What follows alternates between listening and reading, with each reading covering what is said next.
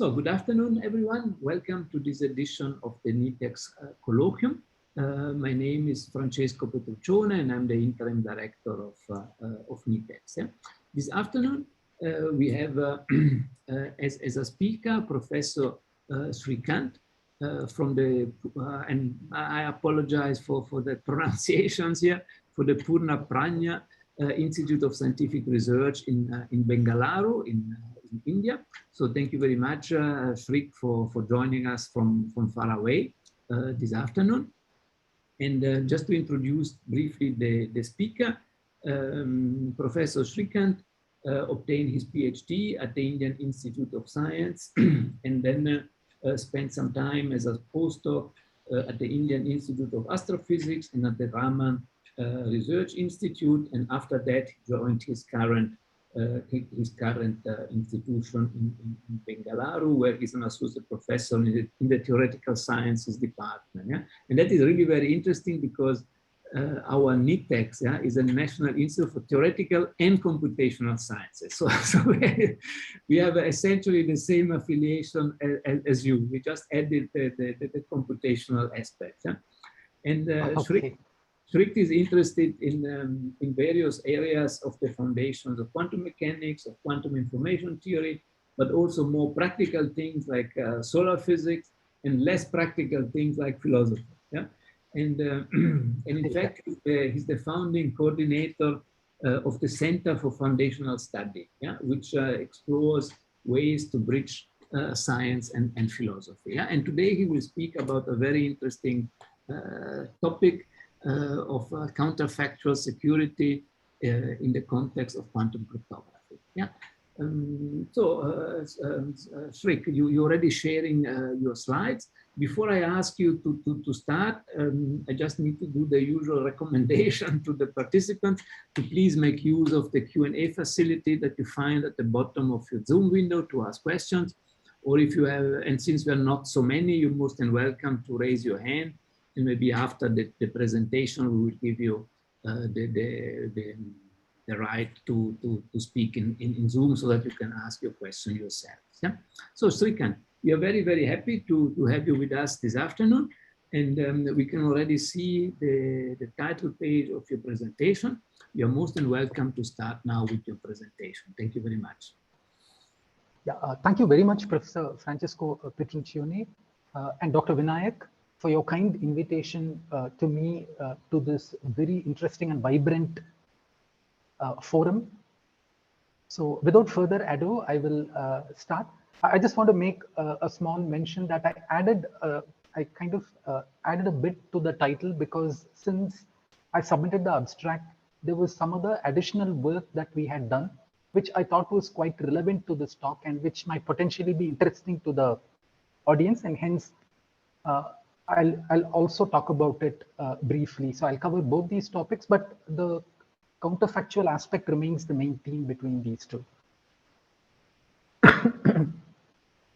So I will first cover an introduction, give the very basics of what is the counterfactual quantum key distribution protocol. First of all, what is the counterfactual effect? After that, I'll talk about a new protocol that we introduced, and ideas of a noiseless attack, counterfactual security and its error analysis. And then I will talk about extensions to other QKD protocols very briefly, and then give conclusions. But before I do this, I will also talk about what I call counterfactual indistinguishability, which is another foundational aspect of quantum mechanics that we are bringing together and combining with what is counterfactuality, that I'll talk to you about briefly. Now, the main idea of counterfactuality is very easily explained, and it is also called the interaction-free measurement, which was indeed the original name. Now, you can have this basic Mach-Zehnder interferometer, which is familiar to everybody. You can have an input photon that enters into one of the arms. It's split at this point, and then it re-interferes at the second beam splitter, beyond the second beam splitter. So depending on the way that the phases have been made, we can, for example, have that there is a destructive interference that happens at the second beam splitter, leading to a detection at the detector D1. and a null detection at D2. So we may say that there's a bright fringe at D1 and a dark fringe at D2.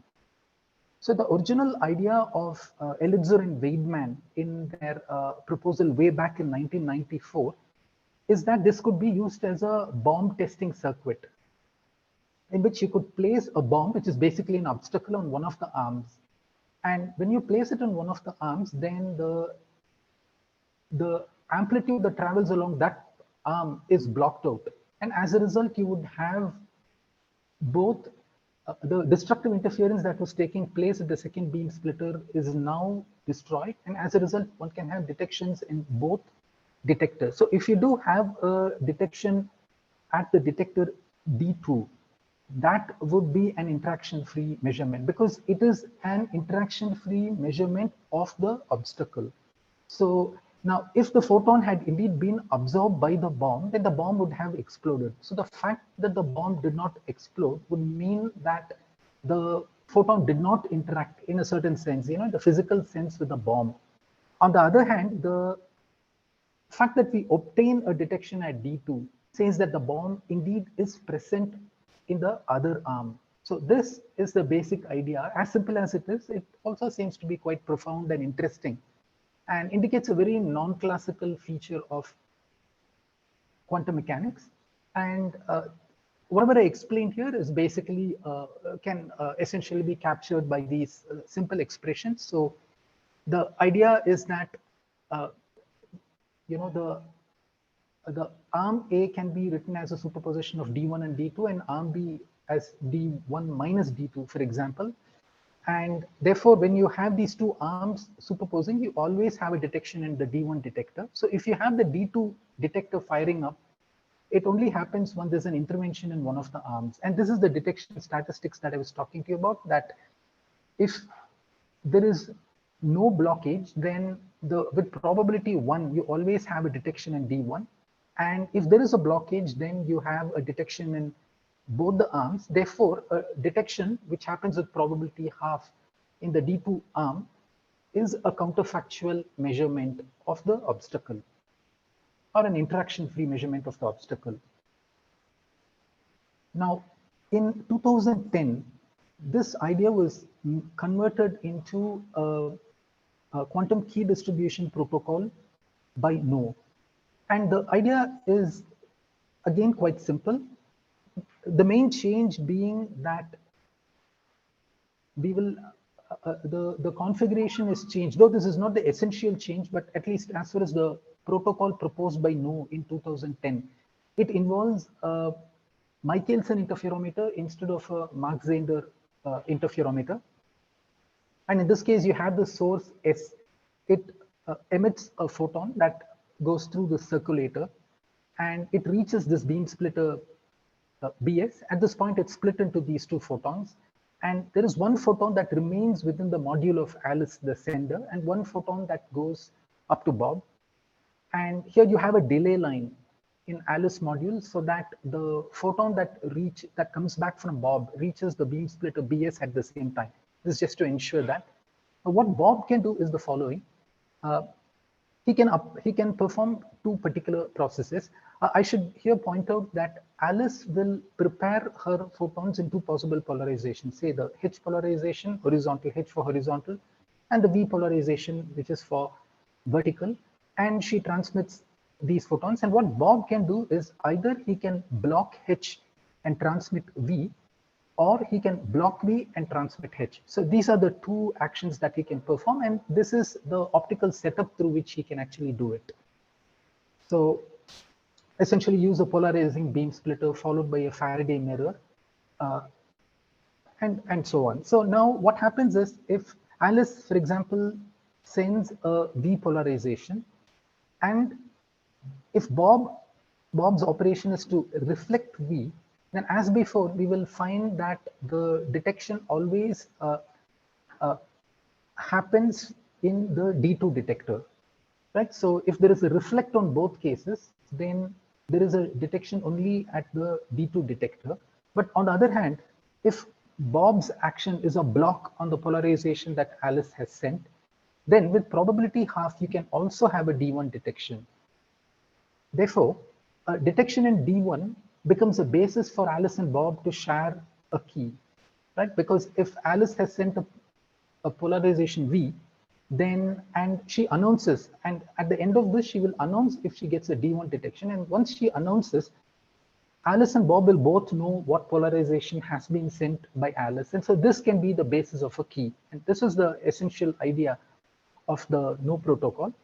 And intuitively, the idea of security here was that when this person blocks, because the particle is physically not gone, that's the essential magic, if you like, of counterfactuality, that in a certain sense, the particle is not physically traveled out of Alice module. And the hope was that this could be the basis of security, because if the particle did not travel outside the module, then it's not available to an eavesdropper to eavesdrop. But that is, of course, a naive kind of an expectation of how security works. But nevertheless, it contains the kernel of why such a protocol is expected to be secure. As again, this is just a brief roundup of what I had previously said, that Alice prepares her qubit in the polarization H or V and then transmits it through the beam splitter. And Bob will perform this polarization dependent measurement, namely that he transmits H and blocks V, or transmits V and blocks H. And a detection D1 will form the counterfactual key. Again, one can work through this and then one finds that the statistics are as follows, that if they both reflect, their actions are of reflect, then always you have a detection in the D2 detector, in which case no key is generated. Now, if Bob blocks, then what happens is that with probability 50%, he will actually have a detection in his own detector, the local detector on Bob's side. And again, in this case, there is no key that's generated. And for the remaining 50%, half the time, and hence overall with probability 25%, you would have a detection again at D2. And in this case, again, no key is generated. So it's only this 1/8 probability with which a D1 detection happens that a key is generated.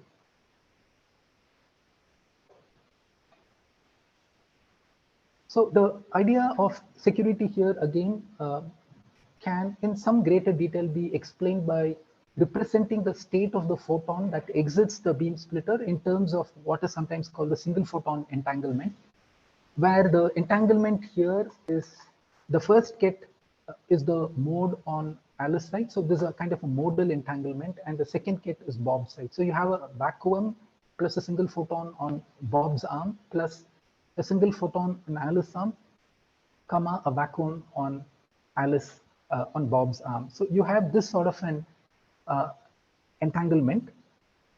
And in the next slide, I will show why there is a quick way in which one can understand how security arises. Now, on a fraction of the sifted key, Alice and Bob will announce their respective actions to what they did. So they have a number of D1 detections through which they generate the key.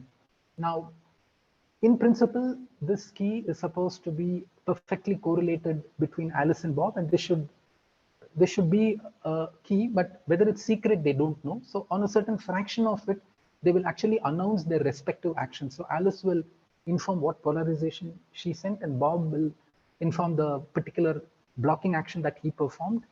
And they will then estimate this error. The error basically is that they have a D1 detection, but Bob's reflect actions actually led to a detection in D1. So this would kind of correspond, because every time they have a D1 detection, then the polarization that Alice sent should correspond to the blocking action that Bob performed. But if instead Bob has performed the corresponding reflect action and still a D1 detection was obtained, so that would correspond to an error.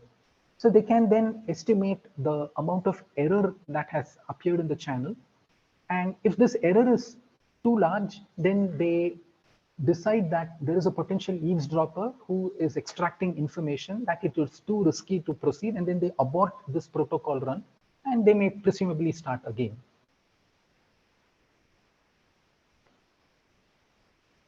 Now, an interesting thing here is that the H and V state, so general folklore that we've all been accustomed to is that in quantum cryptography, you need orthogonal states and hence no cloning to be the basis of security in a very basic sense. But here, we find that the H and V polarizations are actually orthogonal.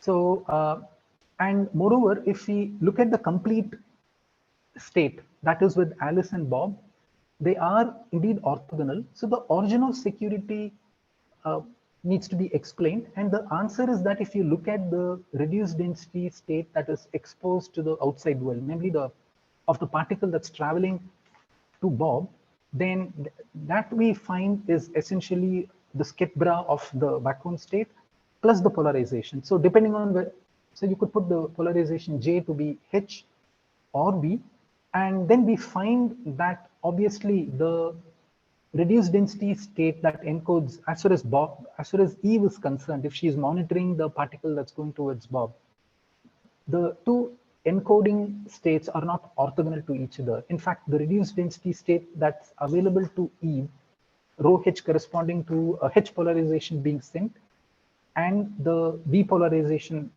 and the reduced density state corresponding to V polarization being sent, they're not orthogonal. In fact, one finds that the trace distance turns out to be half.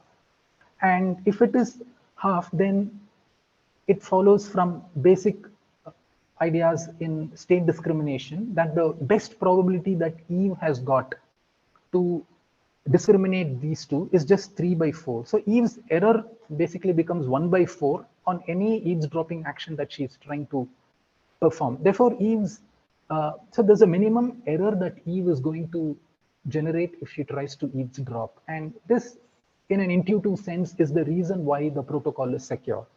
Namely that even though the encoding states are basically orthogonal, they are orthogonal only when the total particle is combined. The part of the particle that's available to Eve on the outside arm is non-orthogonal, and hence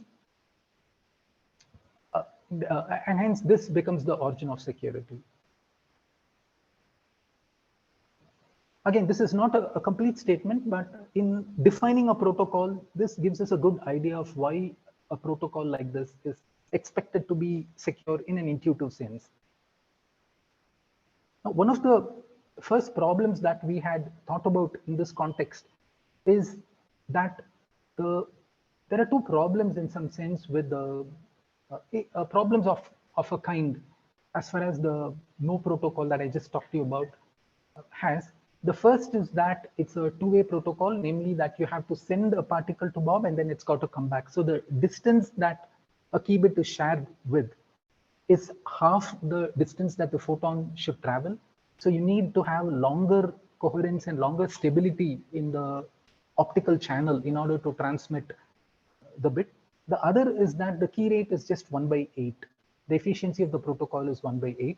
Now, the two-way aspect is not something that we tackle here, but the problem that we had considered was whether we can try to improve the detection rate. And for this, we wanted to modify the protocol so that the DB detections, recollect that about 50% of the detections will directly happen. You might call them ballistic photons that, Alice sends to Bob and they get directly detected by Bob. Only those which, when he blocks and then they get directly detected. So our question was whether these DB detections themselves can be used as a key.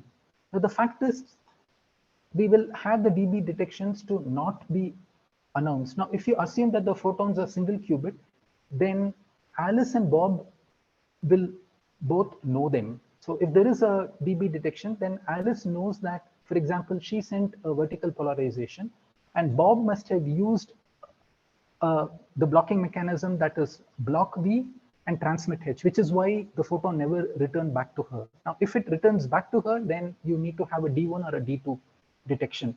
But if the photon doesn't return to her, she knows that it's generated a detection on Bob's side, and hence Alice and Bob, and of course Bob also knows that Alice knows that he has got a detection, and hence this becomes a basis for sharing the key.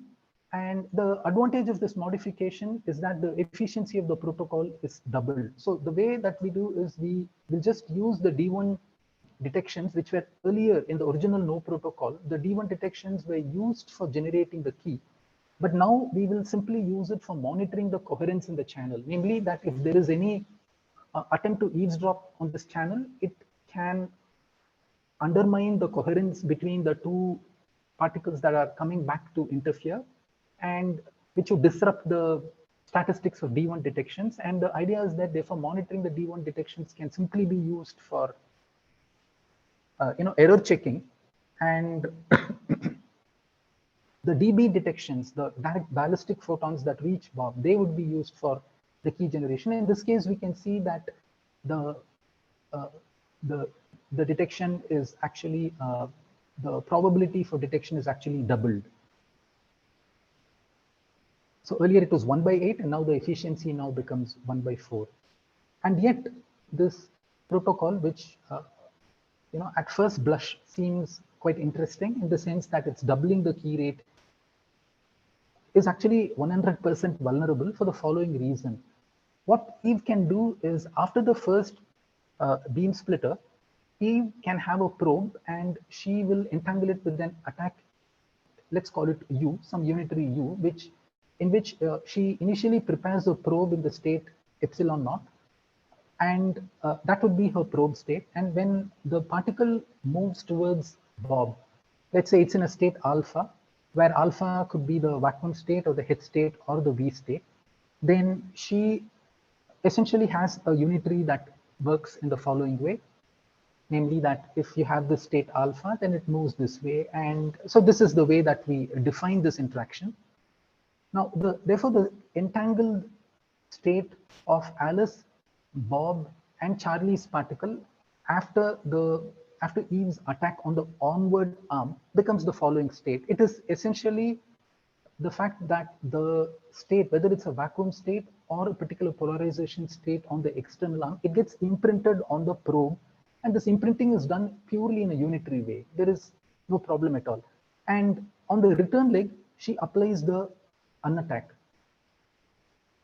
Basically she simply applies U inverse of this. So any imprint of her having attacked, in case a reflect operation has been done by Bob, then this unattack operation, which is simply U inverse, will remove any imprint of her having attacked. And so there's no way that the presence of Eve could be generated. That is to say, there is no residual entanglement between her probe and the photon of Alice and Bob, and therefore she does not disrupt the D1 detections in any way.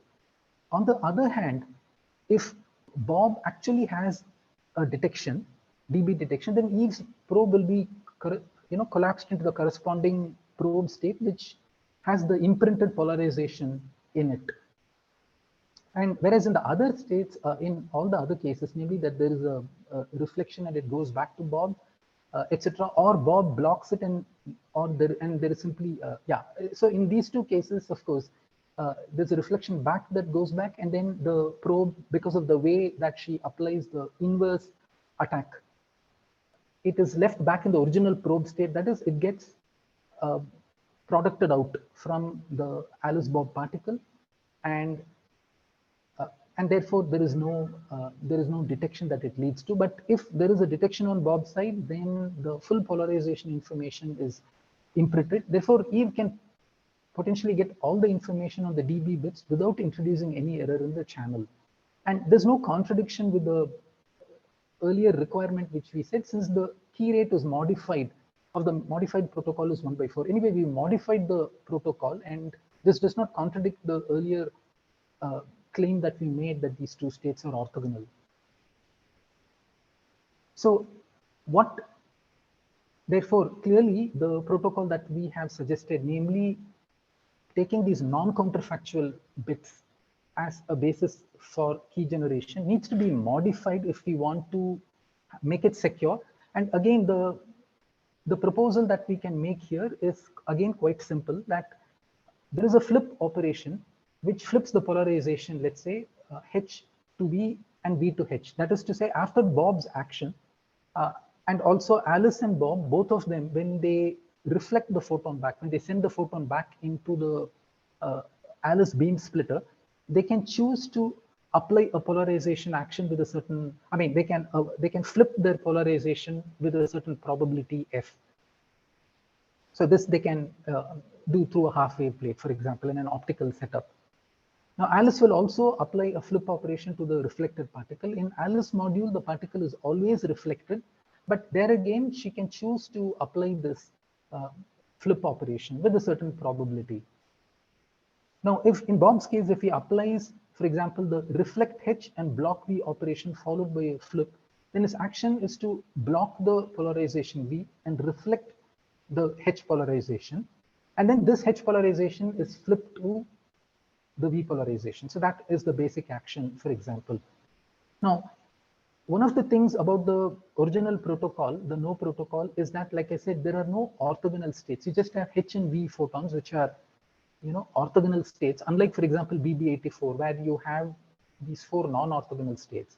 So this modified protocol also is an orthogonal state protocol like the original No09 protocol. And if you like, so it retains that same charm that it is counterintuitively actually based on orthogonal states. So we need to use other tricks in quantum mechanics in order to make the protocol secure. Again, in this case, if we run through the same action, namely that you have this in the onward case, when Eve applies her attacks, she generates the same entanglement that we talked about earlier. But now supposing Alice were to flip, and similarly Bob were to apply the RJ operation and then introduce the flip. So the state in equation 10 is modified to 11, where, for example, if J is R, if J was V in equation 10, it becomes H in equation 11. Now, the simple fact is that with this change, Eve cannot disentangle her probe because the requirement for disentangling her probe in equation 10 and 11 would be contradictory. For example, if her inverse action for disentangling her probe in equation 10 would essentially have the requirement of equation 12, whereas for her to disentangle her probe, if the state is equation 11, would be that the action in equation 13 has to be performed. Now, clearly, there is no U inverse that can achieve the effects of both 12 and 13 because it would map orthogonal states to an identical state. And therefore, in a sense, with this flip action, we see that there is no general strategy through which, at least for this incoherent attacks or this simple-minded attacks, which are intended to mainly give a flavor of why the protocol is supposed to be secure. So we're not getting into the detailed calculation of, other details like privacy amplification and error correction, etc., which would further reduce the key rate. Here, the idea is to just understand that in a certain intuitive sense, if Eve is attacking each photon, incoherently, that is each photon individually, then it is secure. So this gives us an intuitive idea as to why the protocol is expected to be secure. And in this case, we can have a more generalized definition of what is the error, which is simply a simple adaptation of the earlier one. Earlier, if you remember, we had something like equation 14a, which is to look at the D1 detections on both people's side and check whether there are instances where Bob's reflect action also produced the counterfactual effect, and that would have corresponded to an error. So in this case, in addition to that, they can also look for cases where both of them flipped and both of them didn't flip. In principle, I suppose you expect that these two errors should be the same.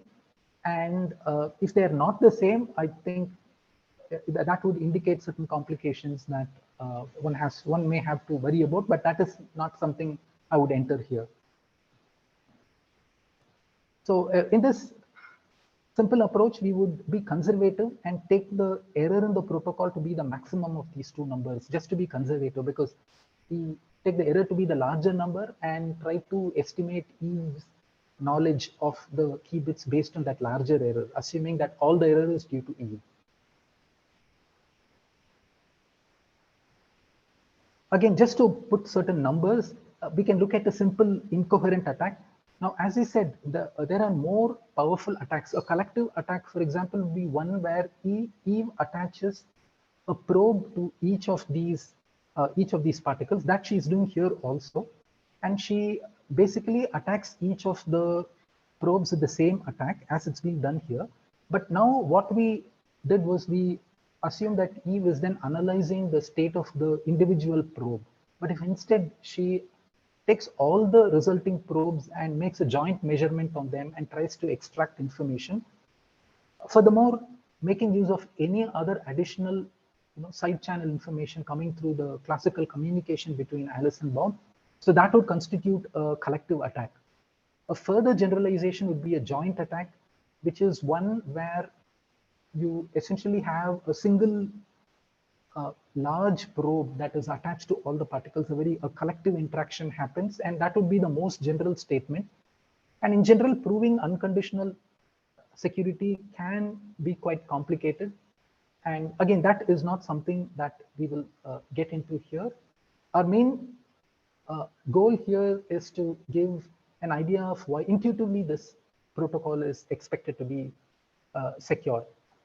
So in that light, now we can think of a very specific incoherent attack that Eve can launch, which is that, for example, in the onward leg, she can have the attack operation U that we mentioned above. And in the return leg, she would either apply U inverse or its flipped counterpart, polarization flipped counterpart, which we will call U2, with equal probability. So thus you have an action. So the U2, which is described by, for example, these actions that we have described in equation 15, which is just U inverse, but with the polarization being flipped. Now, let us say that the reason she is flipping a fraction of these particles is because Alice and Bob are flipping their qubits, and so all that Eve can do is to toss a coin randomly and then, flip or not flip and hope for the best. Clearly, she will flip at times when they have not flipped, and then she will fail to flip when they have flipped the polarizations. And obviously, these will lead to errors when they monitor, and that would be the basis of security. And so that can be quantified. It's a slightly detailed, straightforward calculation. So if you assume that she has attacked a fraction G, then one can show that she generates an error in the channel, which is given by G by 1 plus G. And again, in a very simple way, we can quantify the mutual information between Alice and Bob. It's like assuming a binary symmetric channel, which is 1 minus the Shannon entropy of this error E. So on the one hand, we have this. And one can similarly show that the amount of information that Eve is actually obtained can be computed to be 0.1 G per key bit that she per key bit. And one can again upper bound the key rate. Now I just say upper bound because you will have further losses in an actual key distribution protocol.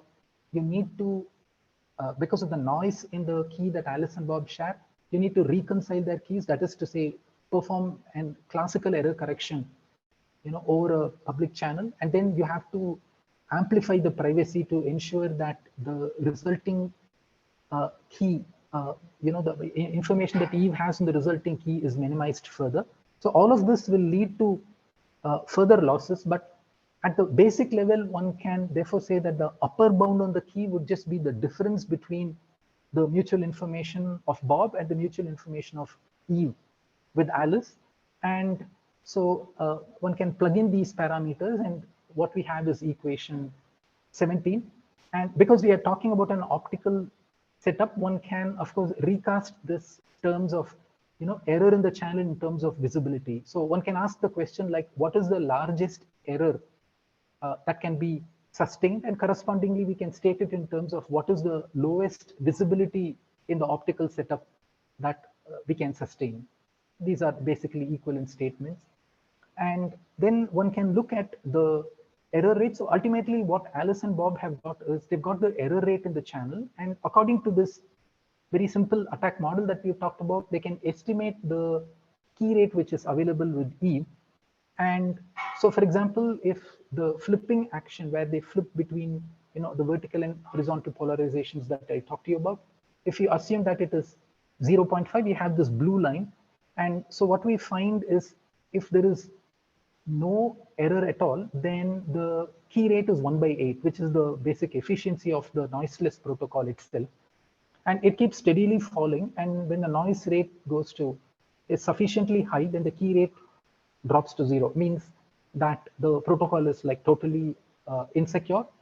And we can consider an analogous attack on the no protocol, which is that you individually attack the photons. And what we find is that the no protocol security, it's about, around 17% it becomes insecure. So on the one hand, we find that the key rate is doubling in the proposed modification that we have made.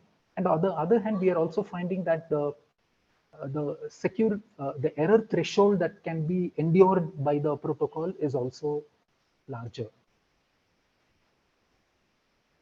So that completes the first part of my talk, which is essentially what we called it somewhat fanciful name of counterfactual security of quantum key distribution in the following sense. So as I said, a counterfactual measurement is an interaction-free measurement. So you measure the presence or absence of the obstacle without actually interacting with the obstacle. So that is what Penrose later on coined the word counterfactual, and often these two terms have been used interchangeably, though we will talk about a situation where that cannot be done as a very minor footnote to what I'm going to talk about now. And we called this protocol, we called this idea that I just proposed as counterfactual security, because we are not generating the key bits by the counterfactual method. Instead, the key bits are actually generated by the non-counterfactual bits. That is, Alice is generating she prepares a photon and transmits it to Bob. And then if Bob detects it, and that detection directly becomes, which is non-counterfactual, becomes the basis for key generation. But the counterfactual idea is used only to check for the coherence in the channel and thereby for the security. Because if Eve is attacking, she disrupts the coherence, and that will show up in the D1 statistics, the counterfactual statistics. So in that sense, the counterfactual method is used for security, and so counterfactual security of the non-counterfactual bits. So that was the theme in the idea that I just presented, the counterfactual protocol. Now, this would be the second part of the talk, which is a slight extension of it. And again, the theme is counterfactual, but we will show how it can be combined in a very interesting way with quantum indistinguishability, which is yet another quantum weird facet of quantum mechanics, as would be known to everybody in this audience. So just for completeness, what we mean by quantum indistinguishability, as we know, is that you can have quantum particles which are described by the commutation or anti-commutation relations between the two particles. So, and we know that it is, in the case of bosons, for example, you have this commutation relationship or this anti-commutation relationship with. So you have these bosons and fermions that are described by these commutation relationships. And the applications of these are, of course, too wide to mention, but the prototypical manifestation of indistinguishability of photons is, of course, the Hongo-Mandel effect. And there was something called bosonic stimulation, which in an earlier work we had actually used for, again, for randomness generation and randomness amplification. And again, in quantum computing, in the context of bosonic sampling, again, what is implicated is basically quantum indistinguishability, and there are many, many other manifestations of this. Now, let us consider a modified Mach-Zehnder interferometer. Earlier, we were talking in the case of the counterfactual protocol, we had the Mach-Zehnder interferometer, and now we will modify it slightly in the following way: that let's say we have a photon that is transmitted to this. So we have the upper arm, and so we make one of the arms to be longer than the other arm. So as a result, the photons that, so when you input a photon, the two photons that come through both the arms will not meet at this point, and hence you do not have the interference that leads to that. the destructive interference that happens in the case of the in a standard Mach-Zehnder interferometer, that will not essentially happen in this modified Mach-Zehnder interferometer. Now,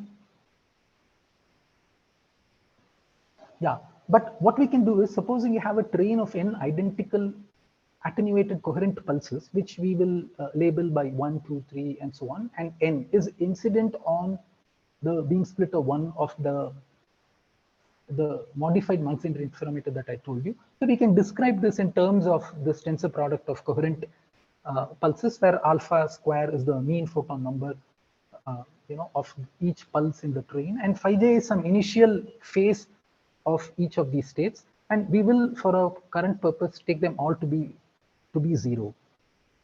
Now, the beam splitter transformations are, of course, the standard ones. So at the first beam splitter, let's say it goes through the long arm and through the short arm, and again the beam splitter transformations. Okay, for at the second beam splitter, the long arm and the short arm give us corresponding transformations, where C and D would be the output arms of the second beam splitter, and these are the standard beam splitter transformations that we have. So now, if you have any two coherent states that go through a beam splitter, equation 21 gives us the standard recipe of the action of a beam splitter. Therefore, now, so if you take one of these coherent pulses and they enter the beam splitter 1, so let's say we have the jth pulse that going here, and then you have the vacuum pulse, and we have this equation 22, which essentially says that this jth pulse is therefore split into the short arm and the long arm. Now, if you do not have, so if there is no obstacle, now so as in the previous case, I ask you to envisage an obstacle that can be placed in the long arm. So it could be placed or it could not be placed. Now, supposing there is no obstacle, then what happens is that now we have, now let's say that we have a train of pulses. So we have this, like I told you in the previous slide, you have a train of these pulses, and the separation between any two pulses in this train is exactly equal to the length difference between the two arms. Therefore, in the absence of an obstacle, what you have is the situation where the jth pulse traveling through the short arm will interfere with the j-1 pulse traveling through the long arm. Again, essentially as a manifestation of indistinguishability, you can make use of, yeah. And so what we find is that by actually using equation 21, the recipe of equation 21, what we find is that you have the coherent pulse going into the jth arm, that is the the output arm C, and then there's a vacuum in the output arm D. So this is what happens if you have no there is no obstacle that is placed. That's what this means, is that you have a detection at detector D1 corresponding to the output port C can happen, and then you will have no detection at detector D2, which corresponds to sorry for this printing mistake, output port D. On the other hand, supposing we place an obstacle in the long arm, which is the L arm, then the pulse amplitude in the L arm is blocked totally. So you have a vacuum that reaches the second beam splitter. So what happens is that, unlike the previous case, so you have the jth pulse coming through the short arm, which is the same as before, but you have a vacuum that's traveling through the long arm. And again, the beam splitter transformations, lead us to what we have given in equation 24, indicating that you can have a detection at detector D1 or D2 with equal probability. So thus, you have the detection D2 is indeed counterfactual, right? Because the detection here is indicating that there is a block which has blocked out the photon in the path O. So this is very interesting. So what is happening is that we have a measurement on one photon, which is, let's say, the jth photon, and it is telling that there is an obstacle in the path of the j-1th photon, which is a particle which is indistinguishable from the jth photon. So the fact of indistinguishability becomes the basis of a counterfactual detection. So we call this again by maybe a slightly fancy name, which is like IFM by proxy, because it is essentially interaction-free measurement, which is strange, but it's taking this strangeness to one higher level and having this interaction-free measurement through a proxy of another indistinguishable particle. So one can call it IFM by proxy or proxy counterfactual. There's a caveat here, which is that now obviously this alpha square, we are using these coherent pulses, and we may take this alpha mod alpha square to be very small. Typically, let's say we take them to be 0.1, then the probability, P O slash, that there is no detection at the obstacle O that we have placed on the longer arm, conditioned on a detectant D2 can be shown to be 1 minus half mod alpha square, which is about 0.95. And now this probability is less than 1, meaning to say that you have a counterfactual detection on, you do have a counterfactual detection, but still there is a small probability 0.05 that you also have a detection at the obstacle. So you see, it's not interaction free. So therefore, we have to keep this caveat in mind. That is an inevitable consequence of the fact that we're not using single photons, but we're using coherent pulses.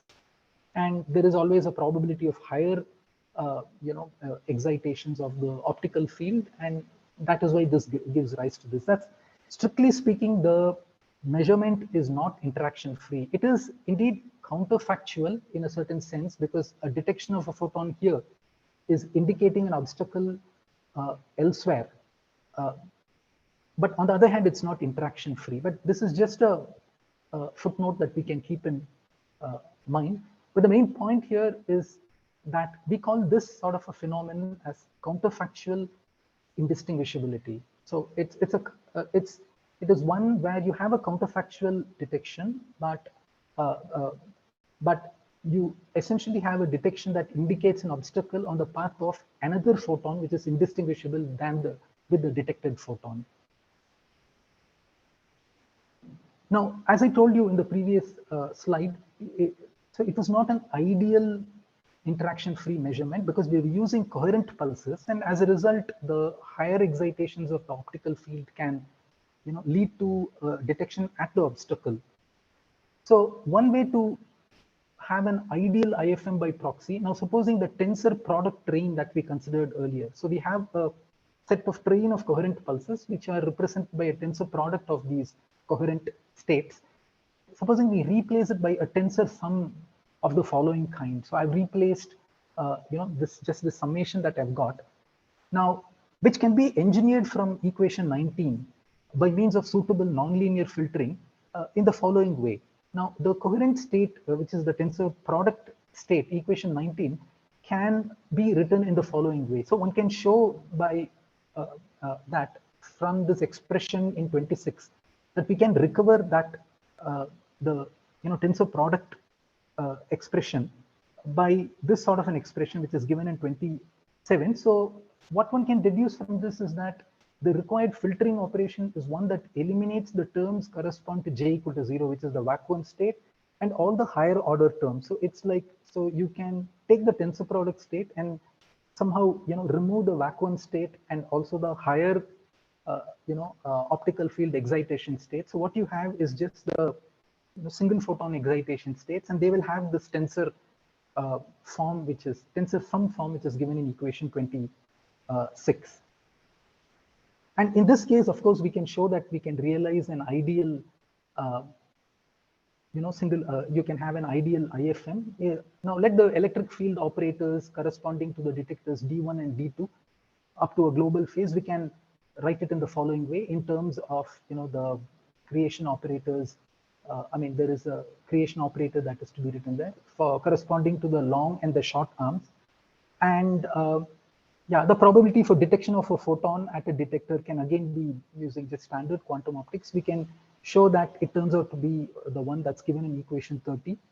And so this is simply the interference is just like a conventional Mach-Zehnder interferometer, except that the two partial waves that are converging at BS2, the second beam splitter in this modified Mach-Zehnder interferometer, they belong to two distinct pulses.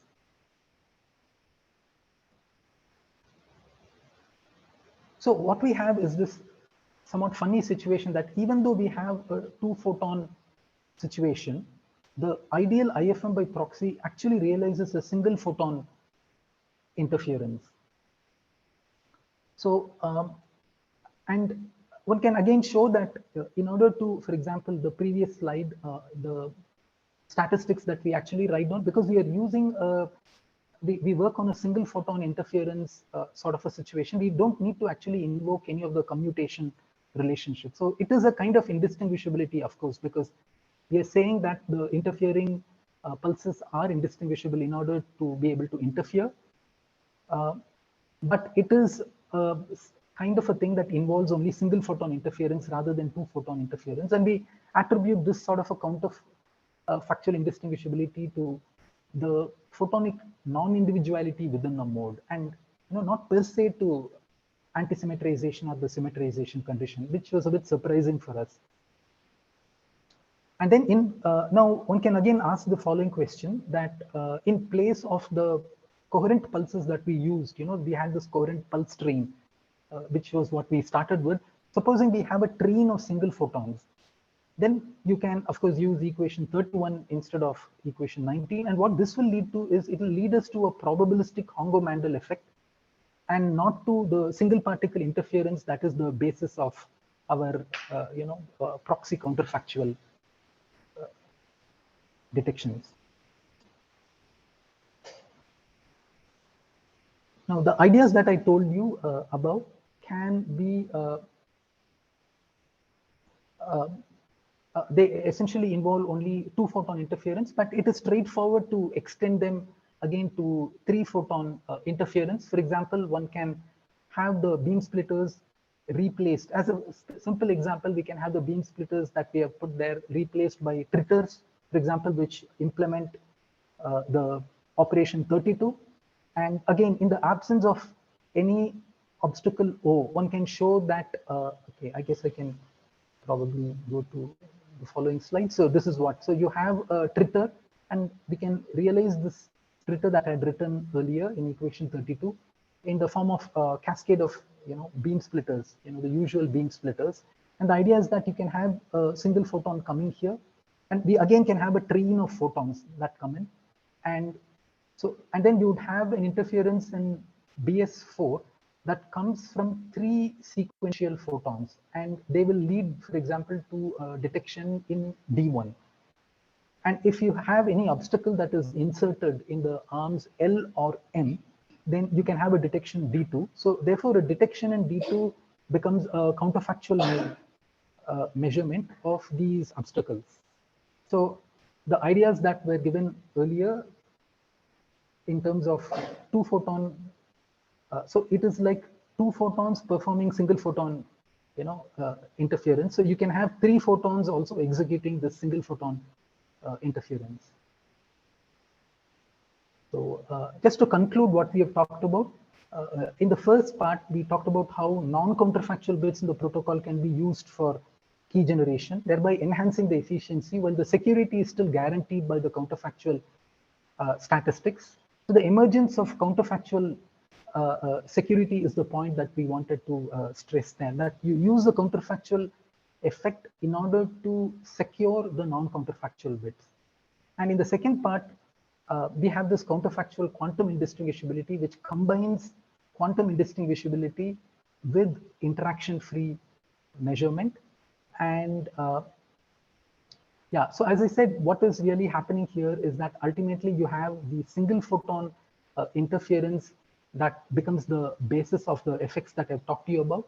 And in a part that was actually put, which is part of this work, but which has not been put in these slides, one can show, for example, that both the two key distribution protocols that are called differential phase, DPS, which is based on the differential phase protocols, and something called the twin field protocols. Actually, they use this sort of a single photon interference as the basis for generating keys.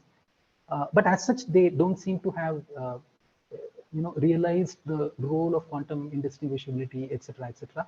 So I mentioned that only to say that even though these things have been foundational, they have practical applications in terms of quantum cryptography, which may be quite important in the next few years. So thank you very much. And yeah, that concludes my talk. Yeah, thank you very much, Srikanth, for the very interesting talk.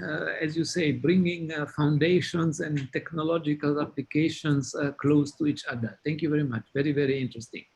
Vinayak, would you like to guide us through the question session? Yeah, sure. So I don't see any raised hands right now. Okay. Then let me start with a trivial question, maybe while the participants think of other questions. Srikanth, has this protocol, the protocols that you explained to us this evening, have they already been put into practice? Yeah, so no, as such, so far we have actually not put it into practice, but we really would like to do it. I mean, there is, for example, we are in touch with some scientists here in Bangalore, and we do intend to do it, but we have not done it yet so far. Okay, interesting. To be frank, that will be very interesting to see in action. Yeah, and I see that Dr. Yazira Ismail, who's an experimental quantum cryptographer, is in the audience, so maybe she can also get in touch with you. Oh, sure, that would be a pleasure. Yeah.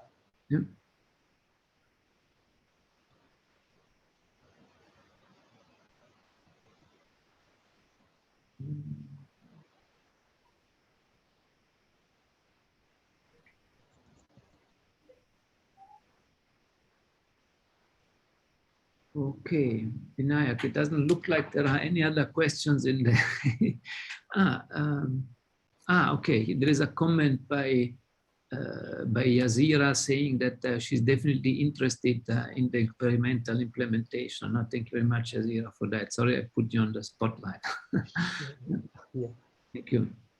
I can probably get in touch with them offline later on. And I mean, like Vinayak and me have also, even in the work that we do, we are always anxious to get experimentalists on board. So it would be good to. It's just that, like, when I try to talk to experimentalists, probably they, I mean, often what I find is that, for example, if somebody is implementing, let's say, BB84 protocol in their lab, it's very difficult for them to reconfigure their, optical setup to do something else. So it's not very easy, though people are potentially interested. It is actually difficult to, get them to work. And so it would always be good to finally interest in experimentalists who's able to act on it. Yeah. But Srikanth, would you expect your protocol to be in some sense superior to BB84 or other standard protocols, in the sense that all these let's call them traditional quantum cryptography protocols. If you do it in fiber, they are good until, let's say, a couple of 100 kilometers or something like that, and then the photons is lost. Would you expect these counterfactual protocols to be more robust to noise and dissipation? Yeah, I think you're quite right, because I mean, your question is quite pertinent in the sense. So that was one thing that was holding me back, because at first blush, I would not expect counterfactual protocols to perform better. I mean, one has to actually look into the nitty-gritties. The main reason is that the counterfactual protocols are always two-way. So, your secure distance is actually halved. So if your photon has a certain coherence length L, then your secure distance in a counterfactual protocol is L by 2. And so that is a potential. So ultimately, so that would be an important impediment, in terms of practically implementing it. So in this particular work, all we wanted to, our main focus was to say that we could do better than the no protocol, the original, key distribution. That was the main focus. In terms of whether it can be implemented as a technology, one has to look a bit more carefully, in terms of whether it can sustain higher error rates, etc. Thank you very much. And I see, Vinayak, sorry, I've taken over your job. Professor Zurab Bianelidze raised his hand, and Zurab, you are most welcome to ask your question. Thank you very much. I'm not a physicist, so apologies if my question will be a bit ridiculous. So does it make sense to replace photons with other particles, or is this very specific to photons? Oh yeah, no, that's a very interesting question. So the quick answer to your question would be that you can replace it with other bosons, not with fermions. So for example, if you have these bosonic atoms, right, you know, atoms which have these integer spins, you could use it. Though I'm like intrigued by your question, because I'm thinking in terms of technology, would anybody would want to use it? Because the main thing about photons is that they're able to travel long distances and so on and so forth. But I suppose if you use atoms, then you can manipulate them quite well within your laboratory. So I guess there is a trade-off between these. So yeah, but yeah, you could use any other bosonic. Do you expect similar behavior or different? We expect a similar behavior. I don't think that anything that I've told so far would differ, except for example, these indistinguishability aspects I've talked about. Now with photons, I think I can just register two photons together and, you know, as in a Hongo-Mandel effect, and then expect them to manifest this indistinguishability. But if you're using atoms to make them truly indistinguishable, I think then you need to cool them to a very low temperature, because with an atom you have so many degrees of freedom. So if you have a high temperature situation and you have two consecutive atoms, it's quite possible that they may not be perfectly indistinguishable. I think so. Right. Probably, yeah. Thank you. So, but in principle, you say, like, for instance, if you add two angular momenta and then like you can make this work the same way, something like that. Yeah, exactly. I mean, so if you have, I suppose if you have two atoms also, I don't see any reason why any of these arguments, it's like saying that I can have, you know, I can have an atomic beam splitter and I can have an atomic Mach-Zehnder interferometer. So if those things are feasible, as Vinayak says, so probably in terms of, you know, what are your degrees of freedom? Now, as you said, you can have angular degrees of freedom, and you might have, you know, probably vibrational and higher, you know, degrees of freedom that kick in with an atom. I'm not sure. So I suppose, therefore, if you're using atoms, you know, bosonic atoms to do this thing, I think you need to cool them to a very low temperature. In order, for example, to make, like, you know, for example, you need to go, Bose-Einstein condensates go to a very low temperature, right, before you attain indistinguishability. That's what I would, you know, I would superficially think that you need to cool them a lot. But it would be very interesting, I suppose, I mean, to do it. Yeah. If anybody has achieved a Mach-Zehnder interferometer with atoms, then I think whatever I've told now can be done. Yeah, definitely. Excellent.